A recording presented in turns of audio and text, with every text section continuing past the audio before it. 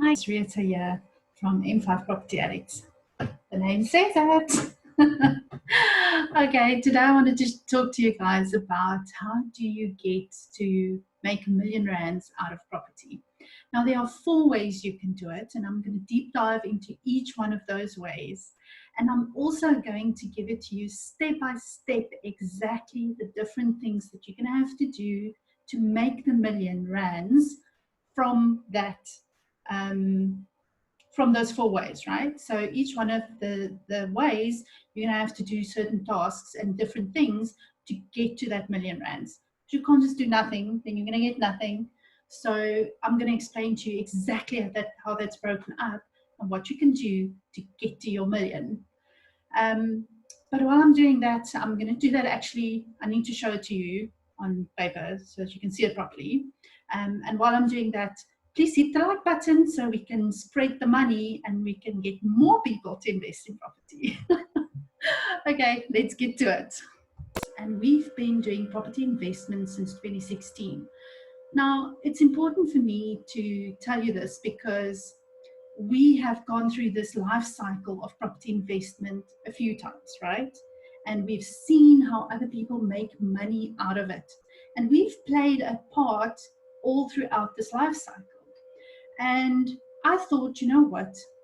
It's actually so easy for other people to get into it as well and make money, even if it's not from a part of it, but from every step or just one step as you maybe have the skills or whatever to get into. But now to really understand the 4 ways and how you can make money, you need to understand the life cycle of property. Now, I know, it looks very, very simple, right? Find a property, you buy it, you renovate it, you rent it, and you sell it. Okay, but this can get very complex very quickly, and that is where the money is in that complexity. Because if something was simple, anybody would be doing it, and you wouldn't be making $1,000,000, you'll be making $1,000. So when you find a property, this is where all the strategies that's in property really comes in, right? So you can look at, for instance, finding a property. And I'm going to break each one of these steps down. Flipper, and you just want to flip properties.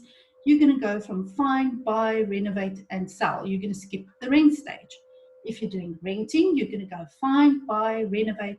And in renting, you're going to go different types of renting, right? You can have back rooms, you can have just single families, you can have blocks of flats, you can have students, you can have Airbnb. There's a million ways to rent out a property. I'm going to keep it super, super simple today, and I'm just going to talk about finding a property, buying it, renovating it, right?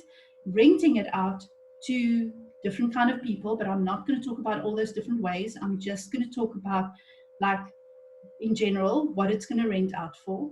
And then also at the end of 20 years, selling the property, right?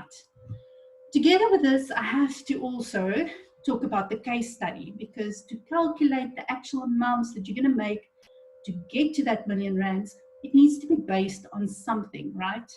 So what I've used in my case study that I'm going to be showing you is the property. So we're assuming we're buying a property, we're talking about a property that's worth R1.5 million. Renovation of 500,000 rands. Our gross rental, what is gross rental? For those guys that don't know, that is before you pay anything, right? So don't pay the bond, you haven't paid anything yet. 50,000 per month from your tenants. And then we're assuming a rental profit of 20,000 rands per month, right? Yes, these type of numbers are possible. We've done it before. So this is typically what we do in our business, right? We're also going to be assuming 100% bond, which means that you're going to go to the bank. I'm going to get that 1.5 million rands on a bond. Okay, we're going to be renovating it, and then we're going to fund that renovation from a passive investor or from an angel investor, whichever way you want to call that. And then I can actually show you then, once we know these parameters, how much money you're going to make throughout the process. right, so first of all, there is the first step, finding a property. Now, when you find a property, you can find a property as an agent. This is if you are a qualified agent, right? Oh, by the way, I also didn't talk about ways to make money as a professional in law, eviction specialists, those sort of things. I didn't go into this. This is just from an agent point of view and from a normal person, anybody in the everyday type of person that can do it. Okay. First one is as an agent, you can make a commission, right? Or you can make a sourcing fee. The sourcing fee is not like a commission because you're selling to another investor, not selling to just an ordinary person out there looking to buy a property. That's more for the agent that's going to earn commission. The sourcing fee, specifically when you find a property, you calculate the numbers, you can show the investor where he's going to make money, and he buys that deal from you. And then the commission, whatever, is still going to happen later. So, and I'm sure there's also, guys, please, as I'm going through this, I'm sure there's a million other ways that you can think of. And please put that in the comments. You know, we all want to learn and share from this video. So please add it in the comments. All right, so we've got these two. Now, how much can you actually make from it? So typically, a sourcing fee, you can make 50%. We charge like 50% of the profit for 1 year. So if you're selling it to someone that's going to be renting the place out, you calculate what is the profit going to be for the year. Now, we already said the profit is 20,000 per month. So times 12 divided by 2 is going to give you 120,000 rands. That's what you can typically charge for sourcing fee for selling this deal to someone else, to another investor. As an agent, you're going to make 5 to 10% of the purchase price, and I just made it like the 5%, which is going to get you 75,000 rands. Right. The next one is when you buy a property. Okay, so where can you make money when you buy a property? You can make money in bond origination. Bond origination is a fee that the bank pays the person that submits your bond to the bank. So for instance, you use someone, normal people will use someone to buy a property, okay, and they submit their documents to a bond originator that takes all of that information and sends it to all the banks and get you the best rate. You don't pay them. Why don't you have to pay them? Because the bank pays them.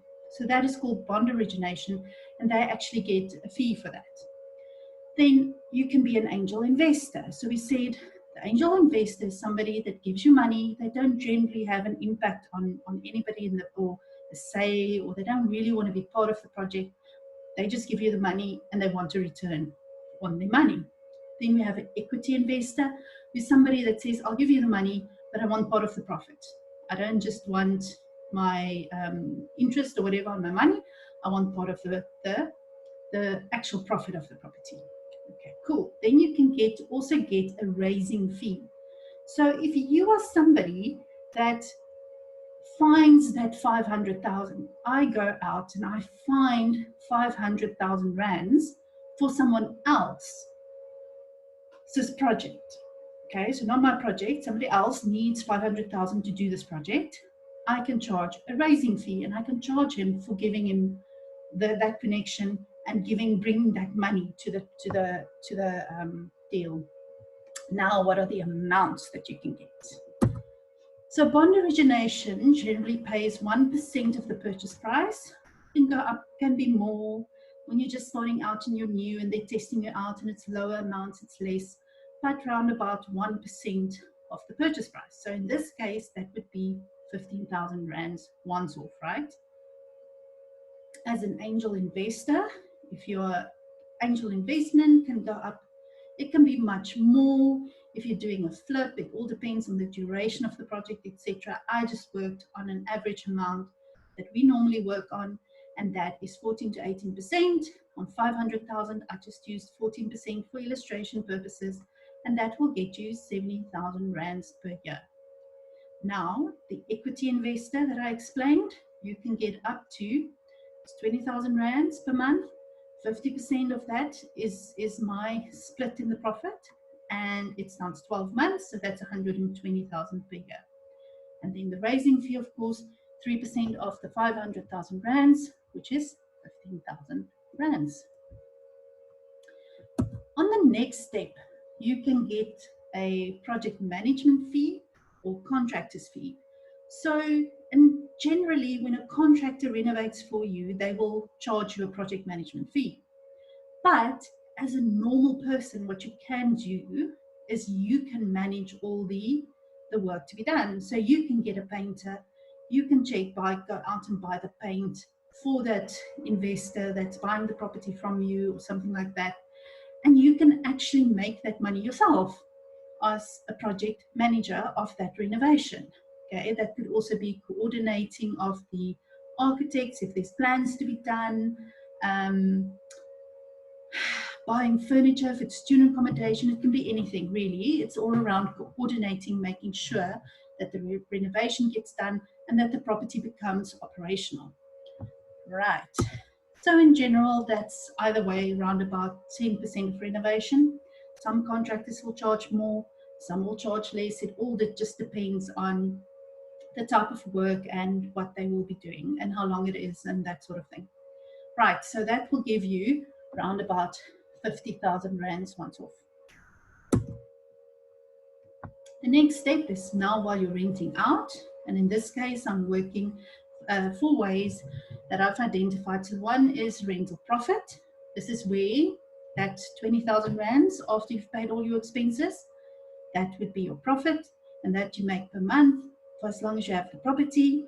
And then also your tax benefits. Now, tax benefits is when you can deduct a whole lot of expenses off that income. So instead of having to pay taxes, it's like a little bit of a hidden benefit income stream.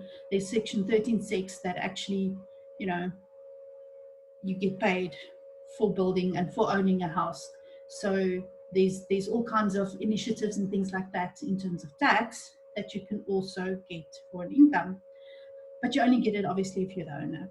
Then rental management fee. This is for when you are renting out the place and you're managing all the tenant issues. So it might be that there are tenants, to invoice them, making sure that you're collecting the rent. They're calling you in the middle of the night. You're organizing maintenance people to come in. Rental management, as we know it from an agency. And then also the agencies and things can also sometimes, they'll charge both, sometimes just one or the other, depending on if you're managing yourself. They might charge you a placement fee, which is just to find a tenant, which involves all the marketing, finding the tenant for you, and doing incoming inspection. Then after that, you manage it yourself. What can you make from that? Right, so rental profit in this example is going to be 20,000 times 12, 240,000 for the year. Tax benefits, here I cannot give you an actual amount because that all depends on your tax rate and the way that you've structured your portfolio. So unfortunately, I couldn't put an actual rate to that. But then rental management fees, we generally pay 8 to 10% of the gross rental towards management fees, and that would be 50,000. I use 10% here, times 12 is 60,000 per year. Then we have a placement fee, which is normally 1 month's rental, or it can be part of a month's rental or so on, but generally 1 month's rental would be 50,000 rands in this example. Right, so the fifth and last step would be selling, and this is where we're talking about capital growth, amortization, and if you're the agent, commission. Right, so as capital growth, okay, that would be over time the value of your property will naturally appreciate. As long as the area is a good area, that appreciation can go, that growth can be quicker or slower. It just depends on the area where you buy. But generally speaking, again, property values actually double like every 10 years, right? But in this example, I took the capital growth to basically double as well, but over 20 years. So then we have amortization. Now, what's amortization? That is when your bond actually goes lower and lower over time. And generally, we all in South Africa take what? 20 years as the bond repayment term. So after 20 years, typically your tenants would have paid off your bond. So you'll see capital growth. After 20 years, your property value doubled, so you gained 1.5 million. Amortization is your 1.5 million bond got paid off, and basically your gain from your bond being paid off is 1.5 million. And then commission, of course, I just took 5% again, and in this case now the value has doubled, so I worked 5% on 3 million, which is 150,000 rands.